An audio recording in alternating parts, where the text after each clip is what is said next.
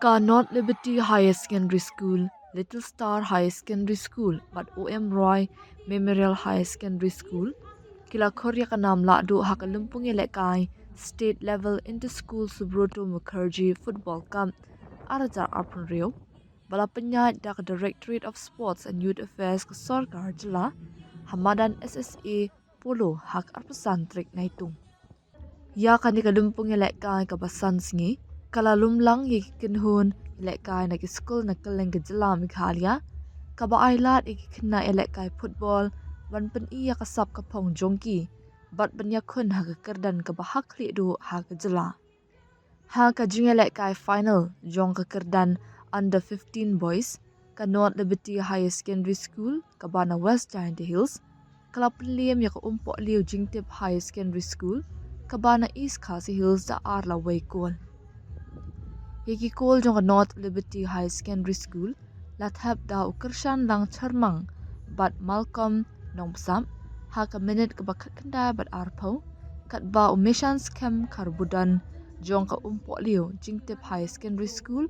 ulat hab ha ka minute ka basapulai. Ka Little Star High Secondary School jong ka Eastern West Khasi Hills klara ya ka nam lahduh jong ka under 17 girls hadin bakalapan liam no ya ka North Liberty Higher Secondary School jong ka West Giant Hills da Salaway ling ba ka jinga shoot penalty hadin ka jinga khat hakapor ka balabo.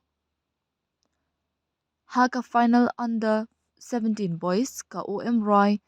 Memorial Higher Secondary School jong ka East Khasi Hills kalapan liam ya ka Wapong Higher Secondary School jong ka East Giant Hills District da Laila North Goal. U dewa muts iem ulat heb arsen haka minute ka ba arpaway bat henry kundai kat ba u Chesterfield song ulat heb haka minute ka ba sapulai. Hadien ka jingelek kai lasam yi kusnam